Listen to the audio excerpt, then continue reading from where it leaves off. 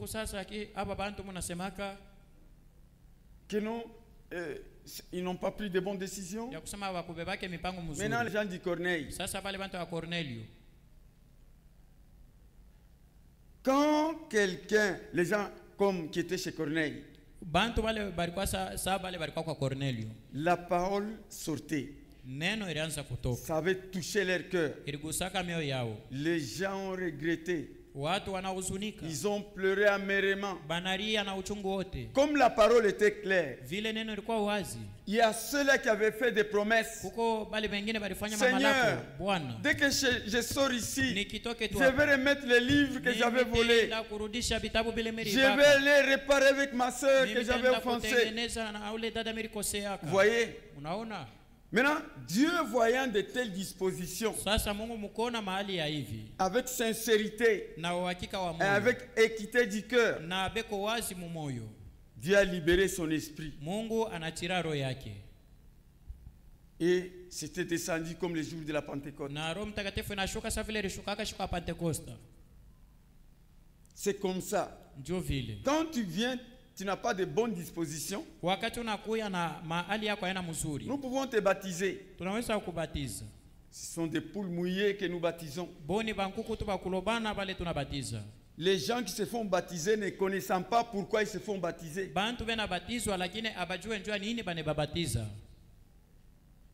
Ils sont poussés par leurs parents. Tous tes frères sont déjà baptisés. Non, il faut pas baptiser. Tu dois aussi être baptisé. Qui bousculent leurs femmes. Si tu ne viens pas dans mon église, on va divorcer. La femme se fait baptiser parce que son mari a dit. Elle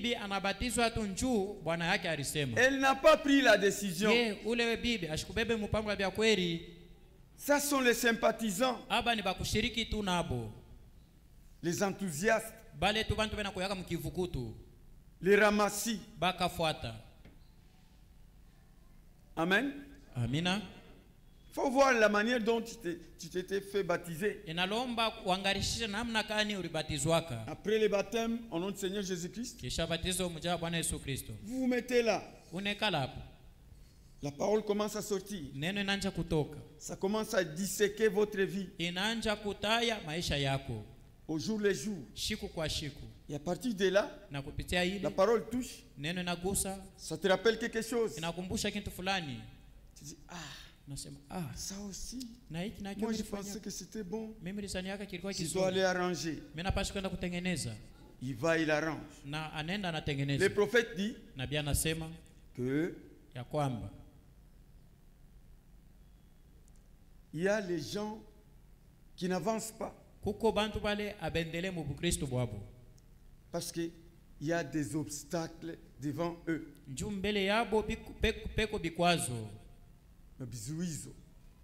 y a des obstacles. Il dit, si tu te rappelles, il y a 2-3 ans, 4-5 ans, tu avais fait quelque chose et que cette chose-là revienne toujours à l'esprit. Allez réparer ça. Sinon vous rencontrerez cela les jours du jugement.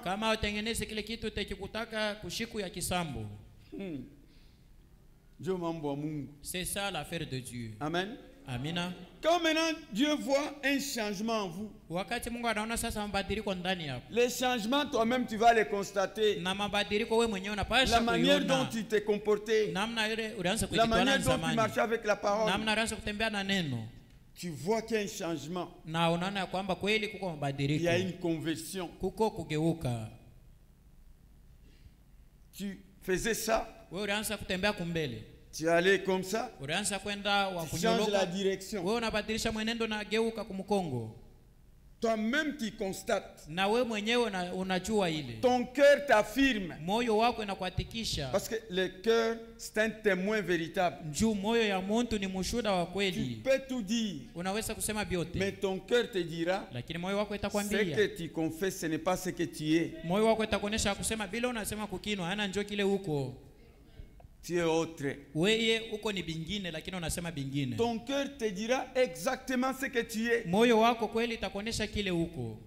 Mais par arrogance, orgueil, tu te forceras de dire je suis chrétien. Lakini kwa kiburi tunarika makama yako utedita kusema niko Mkristo. Un converti. Kwa maana mtu mwenye kugeuka. Frère.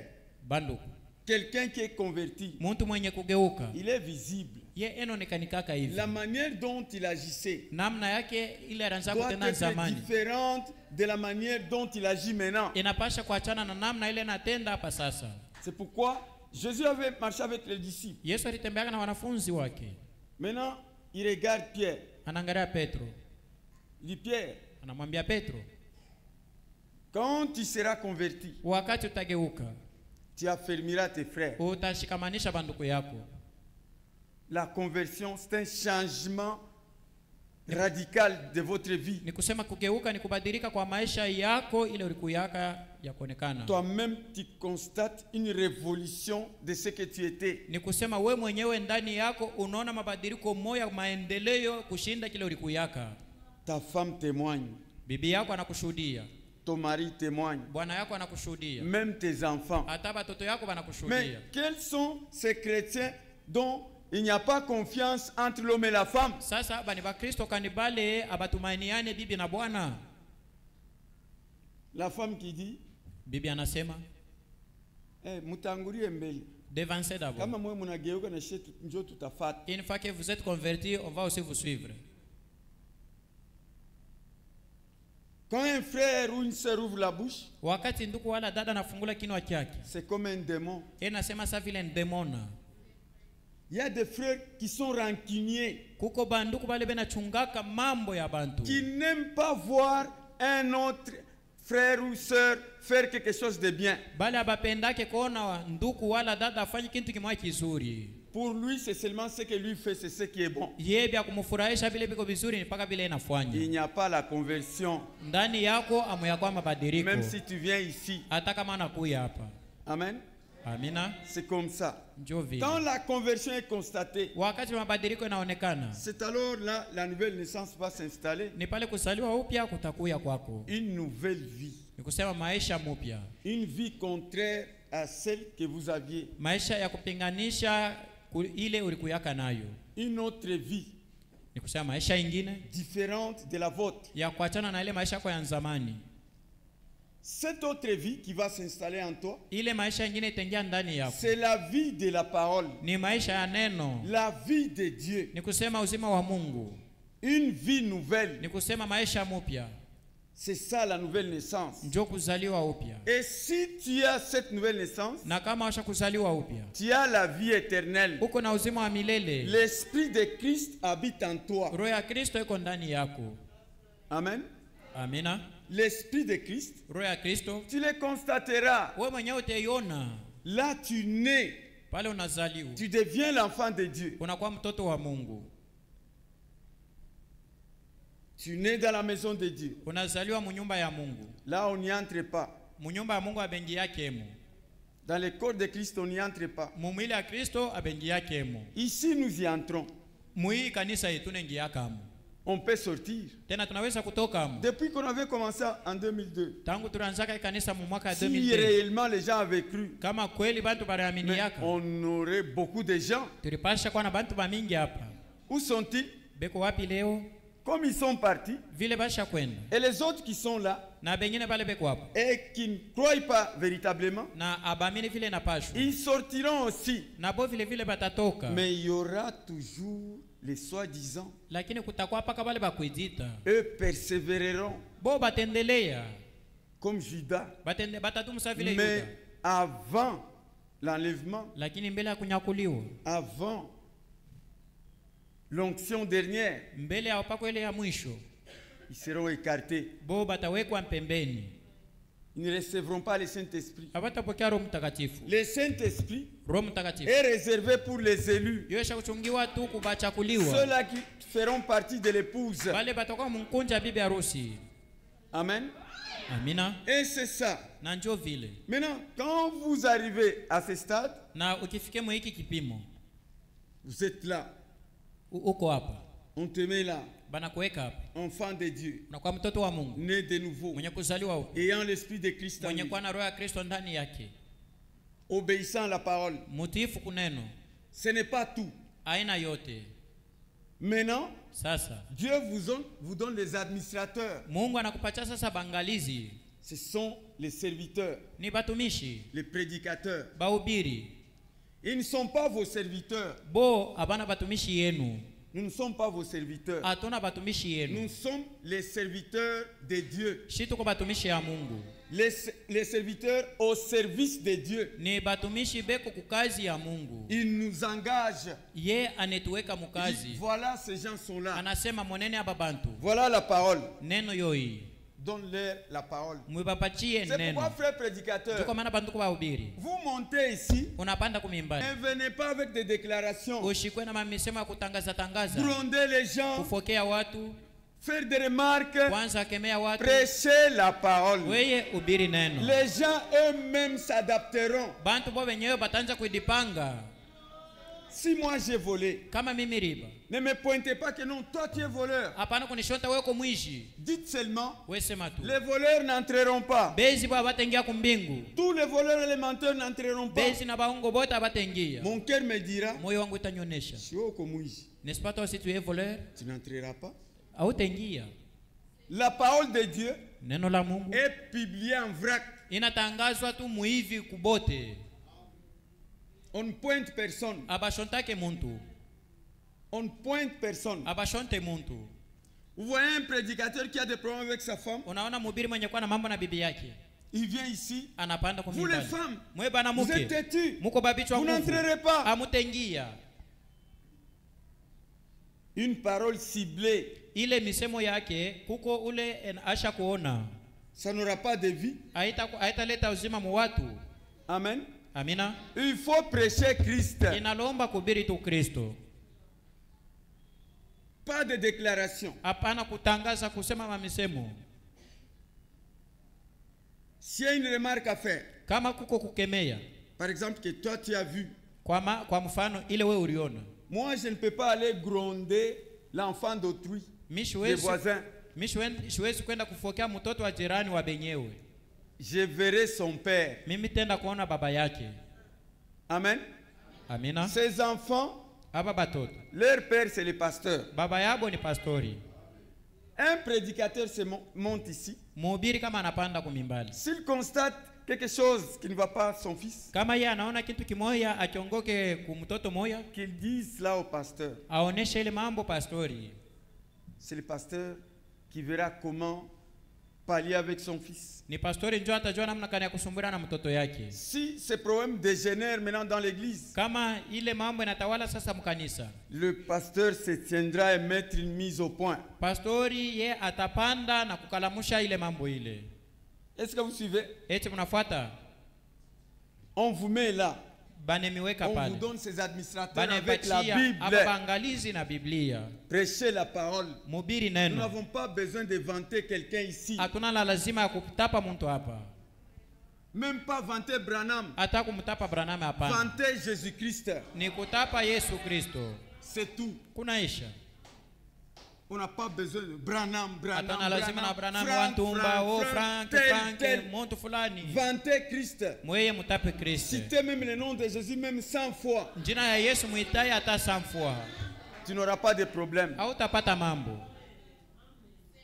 Nous ne voulons pas de prédication. Quelqu'un monte, il prêche, et ça suscite des problèmes dans l'église. Des questions, des rumeurs, brandissez Christ. Maintenant, quand vous êtes disposés, Dieu qui est l'inspecteur, le Saint-Esprit, il est ici. Le Saint-Esprit, c'est l'inspecteur, c'est l'auteur de la parole. Tu peux dire je l'ai, mais lui va attester que tu ne l'as pas. Quand il voit que tu l'as, lui-même va te sceller. Pas. Tu entres dans le corps de Christ. Là, tu dois avoir un travail. Mule mwili ya Kristo unapasha kuwa na kazi. Il n'y a pas de chômeurs dans le corps de Christ. Mwili ya Kristo mwikalake bashipo kazi. C'est ça le résultat. Ile ndio matokeo de l'obéissance à la parole. Matokeo ya utiifu ya neno. C'est couronné par la foi. Ni kusema yo inasindikizwa na imani. Donc, dans la Bible, dans l'église de Dieu, mu nyumba ya Mungu, les principes sont là. Makanuni kwamo. Tous les principes sont bibliques. Makanuni yote kwa Biblia. Même pour prier pour les malades. Atanjua kuombea bagonjwa. Il y a une procédure. Kuko njia moja ya kufuata. Quand vous lisez dans Jacques 5, je crois Jacques 5. Nazania mkisomo Yakobo sura yake ya 5. À partir du verset 14. Kwanza kwa mstari wa 14. D'abord 13 il dit celui qui est dans la joie qu'il chante. 13 inasema mwenye kwa mfuraha imbe. Celui qui est dans la souffrance qu'il prie. Mwenye kwa magumu apate kuomba. Celui qui est malade. Mwenye kwa mgonjwa. Qu'il aille voir les anciens. Enda one bazee. Et que les anciens na bazee prient pour lui. Bamombei. En loignant d'huile au nom du Seigneur. Mkumpakala mafuta mujina la Bwana. S'il a commis des péchés. Kama ule mtu alitenda nzambi. Ces péchés sera pardonné. Ile manzambi yake itasamewa. Mais confessez vos péchés les uns les autres. Lakini mkiri manzambi yenu pamoja na bengine. Il n'est pas dit un ministre prie et oint d'huile. Aisemewe mtumishi apate kuombeya na kupakala mafuta. Non, non. Hapana. Ce n'est pas ça. Aina vile ile basha kusema. Ça c'est la tâche des anciens. Hii ni kazi ya bazee. Moi je peux prier pour quelqu'un. Mimi naweza kuombea mtu. Je loin d'huile. Mimi napakala mafuta. L'ancien peut prier pour quelqu'un. Musa anaweza kuombea mtu. Il loin d'huile. Anapakala mafuta. Mais d'autres ministres ne peuvent pas le faire. Lakini hapa watumishi wengine hawawezi kuifanya. Le frère Luc peut le faire là chez lui. Ndugu Liga anaweza kuitumikisha kule kwake. Parce qu'il est pasteur quelque part là-bas. Kwa maana naye ni pastori fashi fulani kule. kule. Mais ne peut pas le faire ici. Lakini hawezi kuitumikisha hapa. Est-ce que vous suivez? Eti mnafuata? Même un diacre ne peut pas prier pour un malade et loindre d'huile. Hata shemasha hawezi kuombea mgonjwa na kumpakala mafuta. Néanmoins sur la recommandation du pasteur. Lakini ni kama tu pastori anamtuma kuifanya. Dit va, tu vas loindre d'huile. Anasema uende muombe na umpakale mafuta. C'est ça. Ndio vile. Si on ne suit pas tous les principes bibliques, kama atufuate makanuni yote ya Biblia, nous n'arriverons nulle part. Shie atutendelea. Ce que nous tous nous devons faire, ile shebote tunapasha kufanya, c'est remplir les conditions fixées par Dieu. Ni kuenesha ile makanuni Mungu aliweka. Et le reste Dieu va s'en occuper. Na ile nyingine nabakia Mungu mwenyewe atayangaikia. Quand on prie pour toi, wakati banakombea, ou tu demandes quelque chose à Dieu, wala nalomba kitu fulani kwa Mungu, ne pensez pas que tu vas recevoir la réponse instantanément. Non. Wewe usizania kwamba utapokea jibu pale pale, hapana. Nous ne sommes pas de Dieu. Shie hatuna ba Mungu. Nous accomplissons la volonté de Dieu. Shie tunatimiza ni mapenzi ya Mungu. Nous demandons à Dieu, tunamulomba Mungu, Seigneur, Bwana, tu nous as mandaté. Tu m'as mandaté. Ulinituma. Voilà, je viens de faire ce travail. Et c'est à toi d'exécuter. Moi, je le fais au nom du Seigneur Jésus-Christ. Le reste lui-même va s'en occuper. Observez Daniel. Dans Daniel 9. Quand Daniel priait pour le peuple, il avait prié avec des supplications, avec des instances. C'est pourquoi les serviteurs de Dieu, nous devons d'abord aimer ce peuple. Comment tu peux avoir la haine contre les enfants de Dieu?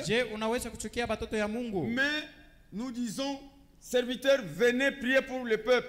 Na tunasema batumishi mukuye muombe taifa. Toi qui as quelque chose contre des enfants de Dieu, wewe mwenye kwa na chuki njoo batoto ya Mungu, mais tu viens quand même prier. Hata vile na wewe unapita kumbele njoo kuombeana. Kama tu bien vu les frères que je ne suis pas disponible. Si tu te reconnais que tu es dans tel état, unasema que mimi sina tayari. Nikingaliki na mambo na batoto ya Mungu. Kama ta serviteur meko na ubiri na sema batumishi mko tuombe.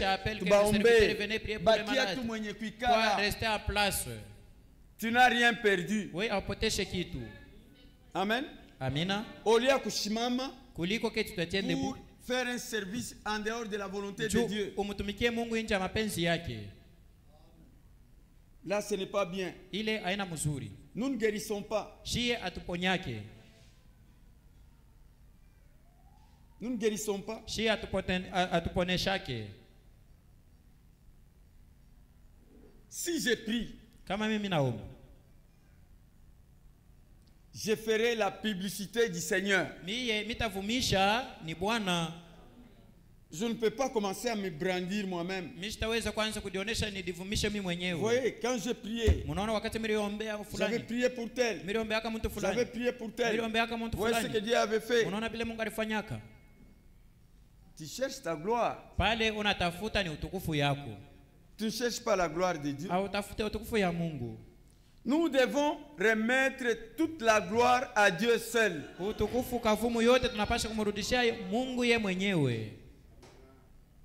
À lui seul. À lui seul. À lui seul. L'honneur et la gloire. C'est tout. Mtumishi fulani kama naombeana vraiment. Les malades guérissent. Est-ce que c'est lui qui les guérit? C'est Dieu. Ni Mungu. Laissons l'orgueil. Ni kusema tuache kiburi. L'orgueil. Kiburi. Majivuno. Donc Daniel avait prié. Daniel aliombaka. Il était dans la supplication. Il ne priait pas pour lui-même. Il priait pour le peuple. Mais les serviteurs d'aujourd'hui, nous ne prions pas pour le peuple.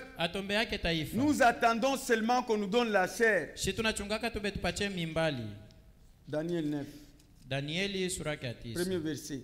La première année de Darius.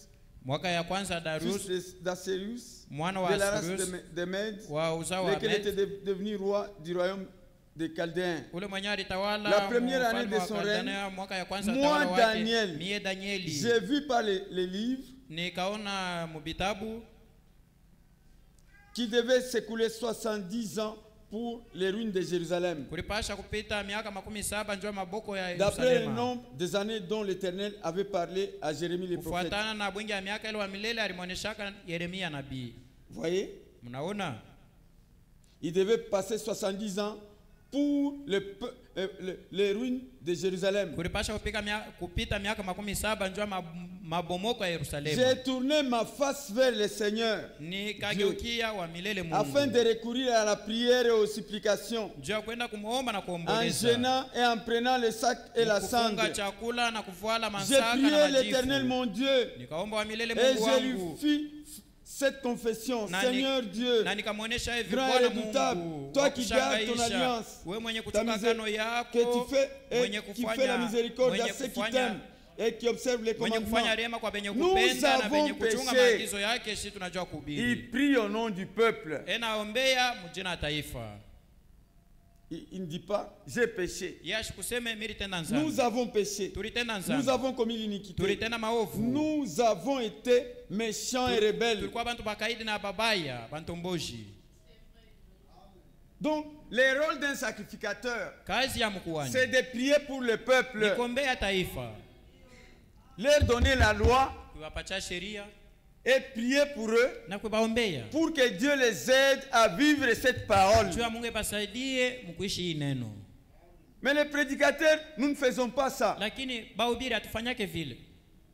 Nous attendons seulement monter en chair prêcher. Il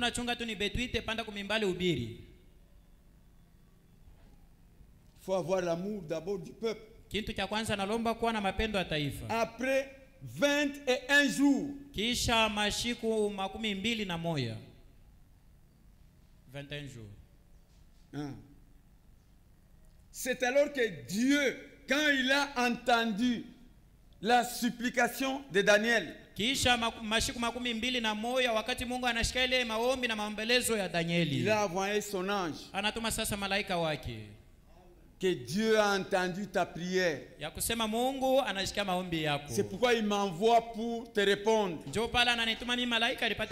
Frère, priez. omba. Ne perdez pas courage. Wewe usitoshe udari. Ne perdez pas espérance. Wewe usipoteshe tumaini yako. Sachez que Dieu répondra toujours un jour. Wewe jua ya kusema siku hata moyo Mungu atajibuaka. Tu peux prier aujourd'hui. Unaweza leo naomba. Il répond celui-ci. Ye anajibu mwingine. Demain il répond celui-là. Kesho anajibu mwingine. Tu diras, utasema ndani yako. Pourquoi le Seigneur ne me répond pas? pas? Bwana ashinijibu na mimi. Tu as ton jour. Na wewe uko na siku yako.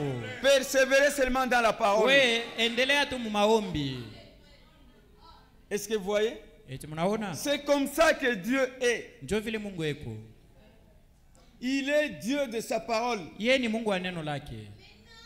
Il n'a jamais changé sa façon d'agir. Mungu ashabadilishaka namna yake ya kutenda. Il peut te donner la réponse après une année. Anaweza kujibia kwa maombi yako kisha mwaka moja. Même après 3 ans. Hata kisha miaka 3 kupita. Même vous les sœurs. Hata mwe batata. Qui se précipitez pour le mariage. Bale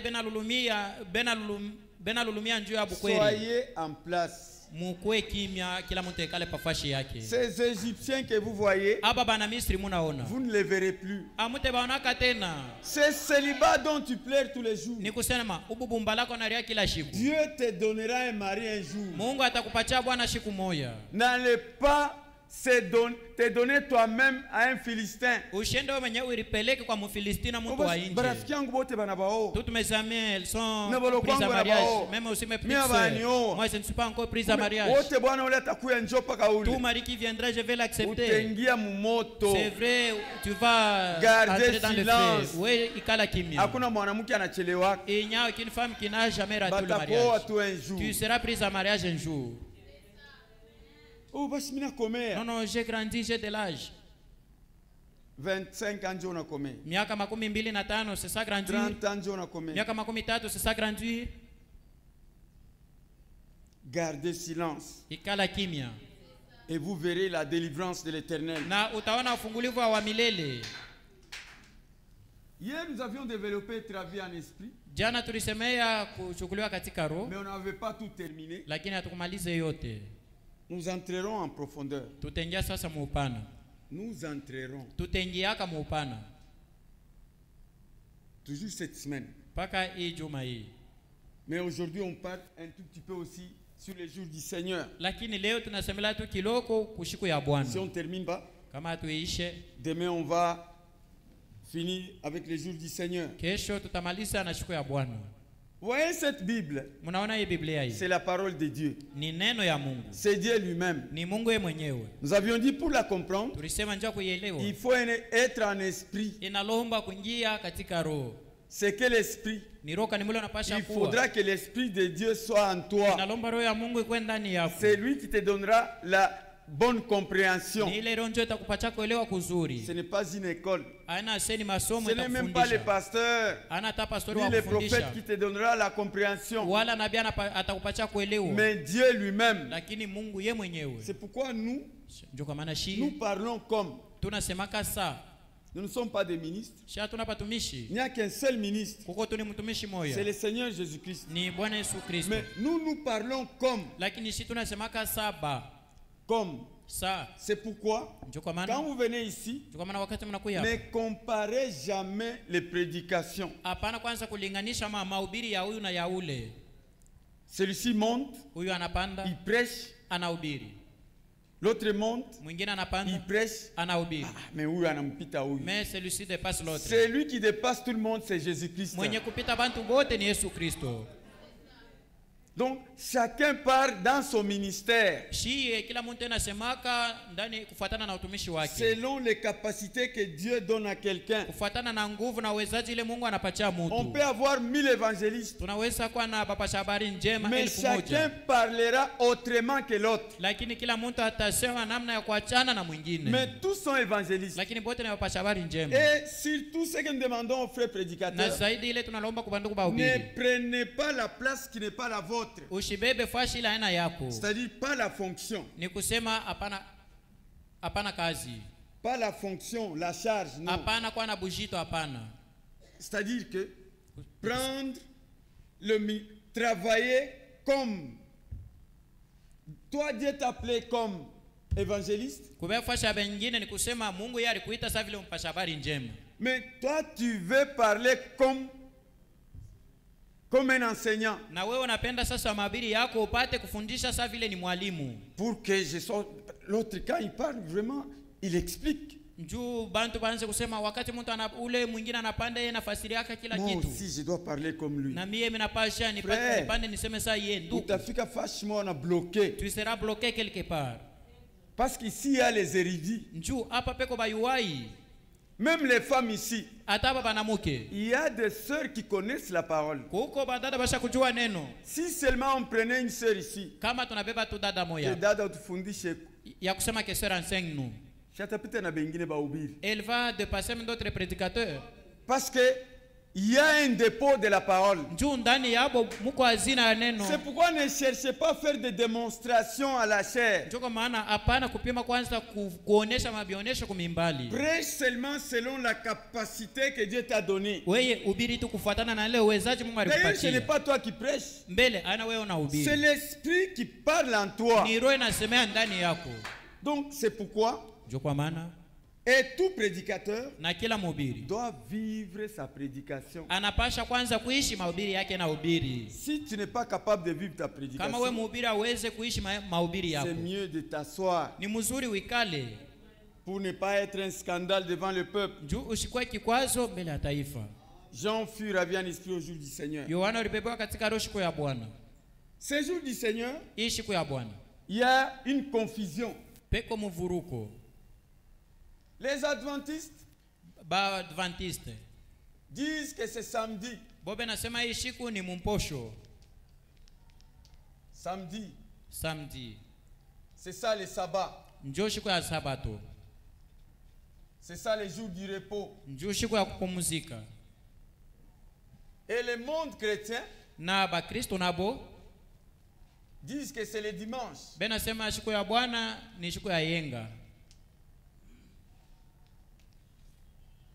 Mais ce n'est pas ce que la Bible dit. Ça, c'est l'interprétation des hommes. Non, parce que les adventistes disent, parce que Dieu a travaillé pendant 6 jours, et le 7e jour, il s'est reposé. Le 7e jour, c'était samedi. Le calendrier que nous avons, c'est un calendrier romain. Ce n'est pas le calendrier chrétien. Parce qu'il y a le décalage de mois. Il y a le mois de 28 jours, de 30 jours et de 31 jours. 29. Oui, 29, 28. C'est le mois de février. Mois de février, 29, voilà 28. C'est un calendrier romain. Comme ce sont les Romains qui s'étaient imposés sur le monde. Vile Waroma bonjo bari dingishaka mudunia banatawala. Et ils ont inculqué ce qu'ils avaient comme dogme au monde. Na banangisha kwa nguvu ile balikuwa nayo mafundisho yabo wala matengenezo yabo mudunia. Même la Noël. Hata siku ya Noël. Ce sont eux. Ni bonjo balingishaka. 7e jour samedi. Siku ya saba mposho. Il n'y a pas de travail. Hakuna kazi. Il n'y a pas de travail qu'on peut faire. Hakuna kazi yoyote tunaweza kutumika. Les chrétiens eux disent ça c'est pour les adventistes. Boba Kristo na boba nasema kwamba ile ni ya nous c'est seulement le dimanche. Kwetu shie ni siku ya yenga. Jo dimanche. Siku ya yenga. Vous verrez maintenant muntu anaenda tosha kanguo utaona quelqu'un qui part maintenant fouiller son habit qui a déjà même tiré changer même l'odeur.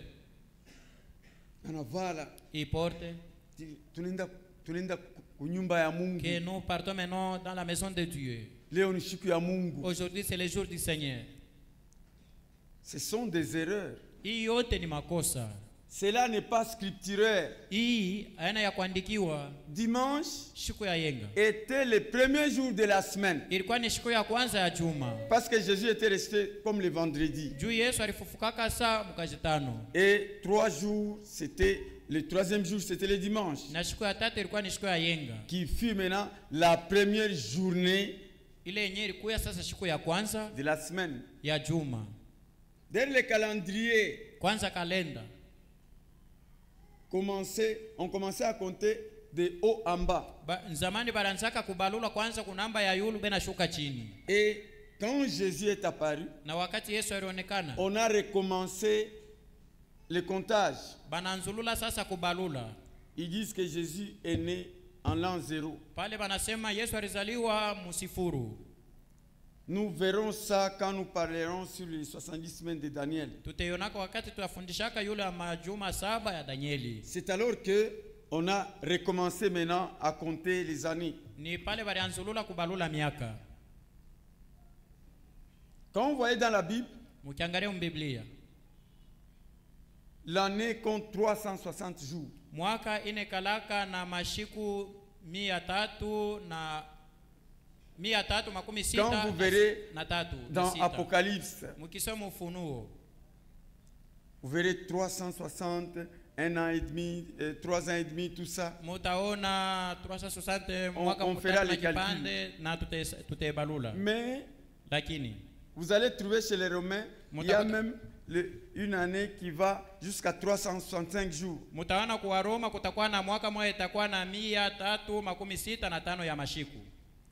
Tout ça, ni l'un, non, ni samedi ni dimanche,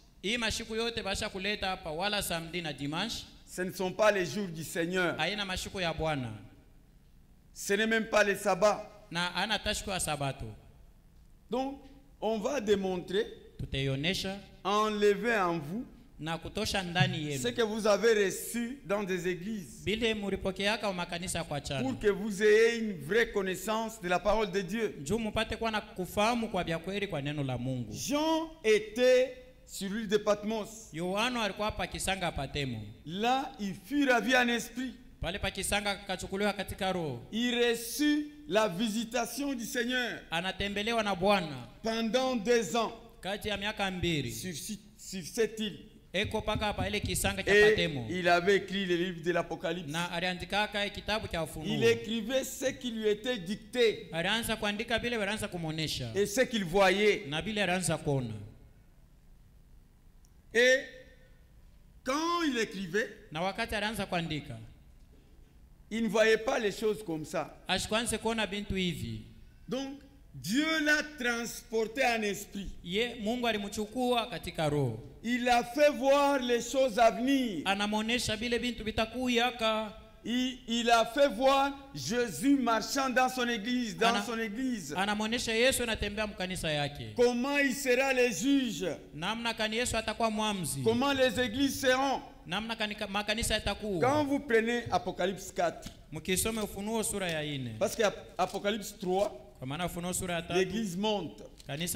Maintenant, Apocalypse 4, là il n'y a pas d'église. L'église des nations disparaît. Parce que nous avions dit que ce livre d'Apocalypse est scindé en 3. La première partie c'est pour l'église. Apocalypse 1 à Apocalypse 3. L'église disparaît. C'est dans l'enlèvement. Et Apocalypse 4 commence jusqu'à 19. Là on parle d'Israël. Et après, de 19 à 22, là c'est l'église et Israël ensemble. Amen. Amina. Maintenant, quand après le départ de l'église, après l'enlèvement de l'église, Jean était toujours en esprit. Écoutez ce qu'il dit. 4:1. Après cela, après quoi? Après le départ soudain de l'église, après la disparition de l'époux sur la terre, j'ai regardé et voici une porte était ouverte dans le ciel. La première voix qui que j'avais entendu comme le son d'une trompette et qui me parlait et dit, monte ici, je te ferai voir ce qui doit arriver dans la suite. Aussitôt je fus ravi en esprit et voici il y avait un trône dans le ciel. C'est ici où nous parlerons sur le trône et les 24 vieillards. Voyez, Jean était ravi en esprit. Il avait vu les événements futurs, les choses qui viendraient, les choses qui arriveraient. C'est pourquoi nous, en tant que chrétiens, nous n'avons aucun commandement pour garder soit samedi, soit dimanche, comme les jours du repos. Oh, aujourd'hui c'est notre jour de repos. Mais le peuple juif, quand chez eux on disait repos ou sabbat, pas de travail, pas de sortie, tout le monde chez lui. Pas de travail. On ne touche à rien. Mais c'est ça, Léo. Samedi, tout le monde adventiste mondial. On est en train de se dépasser avec les gens des adventistes. Maintenant, il repos pour eux. Il faut avoir une compréhension. Dimanche, tout le monde siku ya yenga, on est en train de sillonner avec vous. Les autres s'absentent même à l'église, qu'aujourd'hui nous sommes en repos. Ils s'absentent à l'église, mais ils partent en réunion familiale. Païen. Mupagano weye. Le sabbat signifie repos. Sabato maana yake ni mapumziko. Écoutez ce que Paul dit. Mshike kile Paulo anasema. Dans Hébreux 4:11. Waebrania sura ya 4 mstari wa 15. 11. 4:11. 4:11 Waebrania. Il dit ceci. Anasema hivi. Efforçons-nous donc d'entrer dans ce repos, afin que personne ne tombe en donnant le même exemple de la désobéissance. 10. Bon. 8. Car si Josué leur eut donné le repos, il ne parlerait pas après cela d'un autre jour. Il y a donc un repos de sabbat réservé au peuple de Dieu. Car celui qui entre dans le repos de Dieu se repose de ses œuvres, comme Dieu s'est reposé des siennes. Efforçons-nous donc d'entrer dans ce repos. Donc, le repos ici, nous allons l'expliquer. Nous nous reposons de nos œuvres. Celui qui est en repos, c'est celui qui a reçu le Saint-Esprit. Tu n'es plus encore esclave. Dieu a travaillé quand vous lisez dans Genèse. Genèse 3. Non, 2, 1 à 3. Dieu a travaillé pendant 6 jours. Et le 7e jour, il s'est reposé. Et on avait instauré ce système au peuple juif. Les sabbats, qui signifie repos. Donc, ce sabbat, il était pour un peuple bien déterminé. Un peuple d'un lieu quelconque. Pour une époque quelconque. C'était pour Israël. Si aujourd'hui nous vous disons, entrez dans l'arche. Où est l'arche? Où est l'arche? Et pourtant notre arche aujourd'hui, c'est entrer en Christ. c'est là où il y a notre protection. Mais du temps de Noé, c'était entrer dans un bateau. Donc, ces choses, ce sabbat était pour un peuple bien déterminé. Un sabbat, c'est un jour sans travail.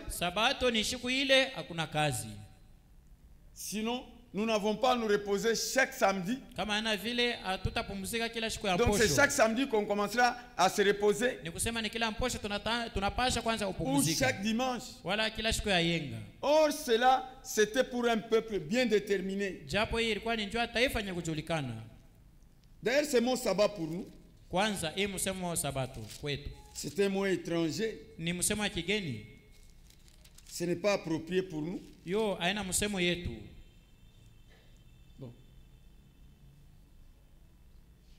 Ce n'est pas approprié pour nous. C'est un mot étranger que nous avons entendu parler. C'est un mot hébreu qui signifie repos.